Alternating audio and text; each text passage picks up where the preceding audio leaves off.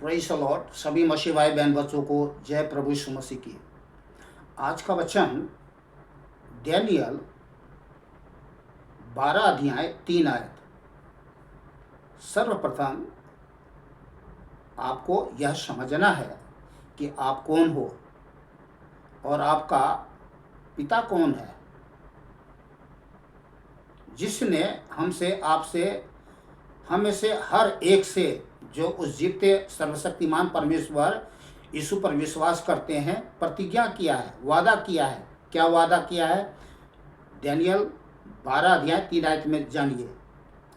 तब सिखाने वालों की चमक आकाश मंडल की सी होगी। किसकी होगी? आकाश मंडल की सी होगी। ये कितनी महान बात है, ये हमारे लिए, आपके लिए, हर एक के लिए। नंबर 1, और जो बहुतों को धर्मी बनाते हैं वे सर्वदा तारों के समान प्रकाशमान रहेंगे। किसके समान? तारों की समान प्रकाशमान रहेंगे।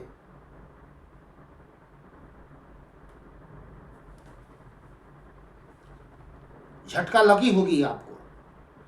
इसलिए कई बार लोग क्या होते हैं, भूल जाते हैं। चलिए मत्ती 13 अध्याय 43 आयत 43 पढ़ते हैं इसको। उस समय धर्मी अपने पिता के राज्य में सूर्य के समान चमकेंगे। किसके समान चमकेंगे? सूर्य के समान चमकेंगे। याद रखना आप इस बात को। उस समय धर्मी अपने पिता के राज्य में सूर्य के समान चमकेंगे। जिसके कान हो वह सुन ले कि आत्मा कलीसिया से क्या कहता है, अपने बेटों बेटियों से क्या कहता है।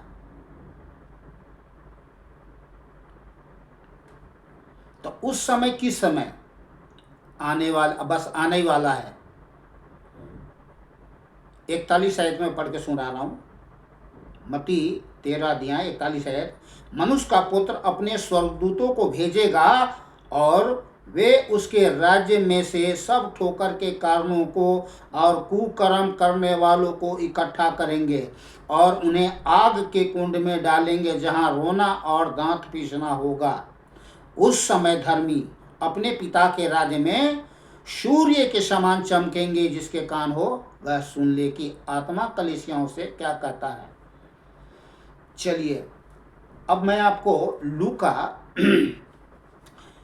20 अध्याय 27 से 38 आयत तक मैं आपको पढ़ के सुनाता हूँ। वचन को ध्यान से सुनिएगा, वचन को ध्यान से सुनिएगा। यहाँ पर बहुत बड़ी रहस्यमय बातें हैं। कुछ लोग क्या है, इन जैसे ही लूका के बात सुनेंगे, लूका 20 अध्याय 27 से 38, तो कुछ लोगों को याद आएगा, हाँ मैंने तो ये तो पढ़ रखा है। अरे पढ़ तो लिया है, समझ लिया, पढ़ कर समझ लिया, जान लिया, और क्या वो बातें याद हैं आपको? नहीं है कुछ लोगों को। तो चलिए मैं आपको आज देखिए, परमेश्वर अगर आज वचन दिया है ना, तो हमें याद दिलाने के लिए कि हम कौन है, हमारा पिता कौन है, उसने हमसे क्या क्या वादा किया है, वही बातें हमें याद दिलाने, ताकि हम क्या है, चलिए रिपीट नहीं करूँगा। अब मैं लूका 20 अध्याय 27 से पढ़ रहा हूँ, ध्यान से सुनिए।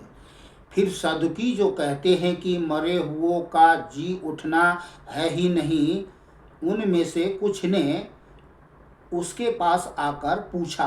किसके पास? प्रभु यीशु मसीह के पास आकर के पूछा, हे गुरु, मूसा ने हमारे लिए यह लिखा है, यदि किसी का भाई अपनी पत्नी के रहते हुए बिना संतान मर जाए तो उसका भाई उसकी पत्नी से विवाह कर ले और अपने भाई के लिए वंश उत्पन्न करे। 7 भाई थे। पहला भाई विवाह करके बिना संतान मर गया, फिर दूसरे और तीसरे ने भी उस स्त्री से विवाह कर लिया। इस रीति से 7 बिना संतान मर गए। अंत में वह स्त्री भी मर गई। इसलिए जी उठने पर वह उनमें से किसकी पत्नी होगी? क्योंकि वह तो 7 की पत्नी पत्नी हो चुकी थी। इस पर प्रभु यीशु मसीह ने उन्हें समझाया, बताया, सिखाया। उनसे कहा, इस युग की संतानों में तो विवाह होता है, पर जो लोग इस योग्य ठहरेंगे, अब सुनिए, यहाँ पर बहुत ध्यान से सुनिएगा, जो लोग इस योग्य ठहरेंगे कि उस युग को, कौन सी युग को? आने वाले युग को, उस युग को और मरे हुओं में से जी उठने को प्राप्त करे, वे ना विवाह करेंगे और ना विवाह में दिए जाएंगे। वे फिर मरने के भी नहीं, क्योंकि वे स्वर्गदूत के समान होंगे। किसके समान होंगे? स्वर्गदूतों के समान होंगे।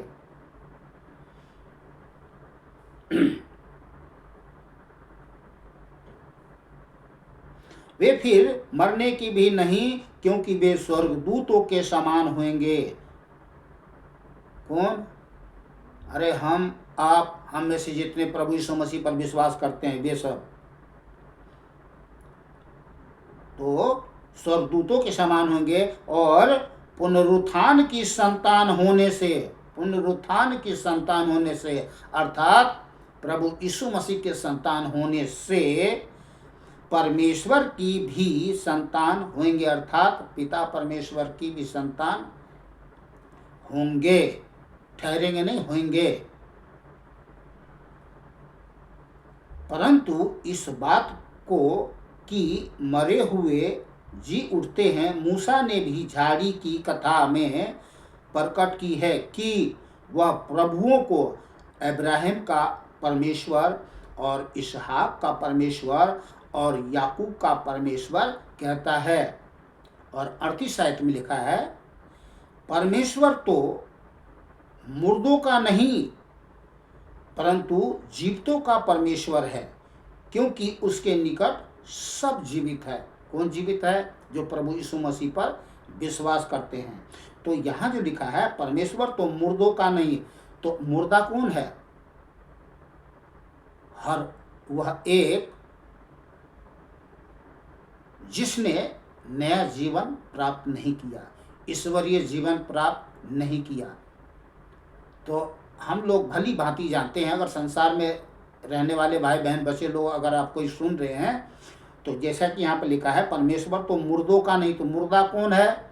जो मरा हुआ है, मरेंगे नहीं, मरा हुआ है, अपने आप में वो मरा हुआ है, जिसमें जीवन नहीं, उसको बोलते हैं मुर्दा। ठीक है ना? और यहाँ लिखा है परमेश्वर जीवितों का परमेश्वर। तो जीवितों का परमेश्वर क्यों यहाँ पर लिखा हुआ है? वो इसलिए कि जिंदा हम कैसे हो सकते हैं, नया जीवन कैसे प्राप्त हो सकते हैं। तो सर्वप्रथम यह कि हमें पहले प्रभु यीशु मसीह पर विश्वास करने, दूसरा उसके सत्य वचन को अपने आत्मा में धारण करने से नया जीवन प्राप्त होता है। परमेश्वर के जीवते और सदा ठहरने वाले अविनाशी वचन से नया जीवन प्राप्त होते हैं। इसलिए यहाँ पर है जीवतों का परमेश्वर।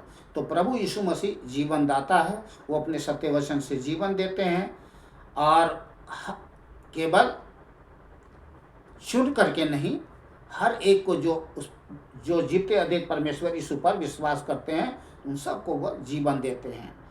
तो परमेश्वर तो मुर्दों का नहीं परंतु जीवितों का परमेश्वर है, क्योंकि उसके निकट सब जीवित है। जैसा प्रभु यीशु मसीह ने क्या कहा, मैं जीवित हूँ, तुम भी जीवित रहोगे। तो ये जो परमेश्वर का जीवित सत्य वचन है, वो सत्य है। और इसीलिए प्रभु यीशु मसीह ने संसार में रहने वाले भाई बहन बच्चे लोगों को कहा, तुम सत्य को जानोगे तो सत्य तुम्हें स्वतंत्र करेगा। अर्थात मैं सत्य हूँ, मेरा वचन सत्य है। अगर तुम मेरे सत्य वचन को सुनोगे, समझोगे, जानोगे, मानोगे और मुझ पर विश्वास करोगे, तो मैं तुम्हें अनंत जीवन दूंगा। तो बस,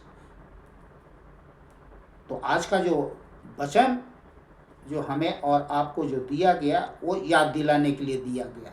तो आज का जो वीडियो है ये कोई वो रील वीडियो नहीं जिससे वचन का प्रचार करके पैसे कमाया जाता है, ठीक है ना। ये आज का जो वचन है ये परमेश्वर से ओर से दिया गया है, ये हमारे तरफ से नहीं है कि मैंने उठाया और पढ़ लिया और लो जी आपको सुना दिया, ठीक है। ध्यान रखिए इस बात को। इसलिए भय भक्ति नम्रता दीनता लोलीनता के साथ परमेश्वर की इच्छा पे चले, वचन पे चले, आत्मा के चलाई चले और प्रभु की स्तुति महिमा बड़ाई प्रशंसा करते, गुणगान करते, जय प्रचार करते हुए जीवन जिए कि प्रभु यीशु मसीह ही जिंदा परमेश्वर है जो स्वर्ग को छोड़कर इस जगत में आया है सबको जीवन देने के लिए। कौन सा जीवन? अनंत जीवन देने के लिए। पिता ने जगत से ऐसा प्रेम रखा कि उसने अपना इकलौता पुत्र दे दिया ताकि जो कोई उस पर विश्वास करे वह नाश न हो परंतु अनंत जीवन पाए। तो हर एक वीडियो देखने वाले भाई बहन बच्चे लोग बोले आमीन। आमीन इसमें होता है तथास्तु, अर्थात ऐसा ही हो। मिलते हैं दूसरे वीडियो में। आप लोग खुश रहे, आनंदित रहे, सुरक्षित रहे, भला चंगा रहे। सभी भाई बहन बच्चों को, दोस्तों को नमस्कार, सत श्री अकाल, आदाब। जय प्रभु यीशु मसीह की। अरे बोलिए ना, जय प्रभु यीशु मसीह की।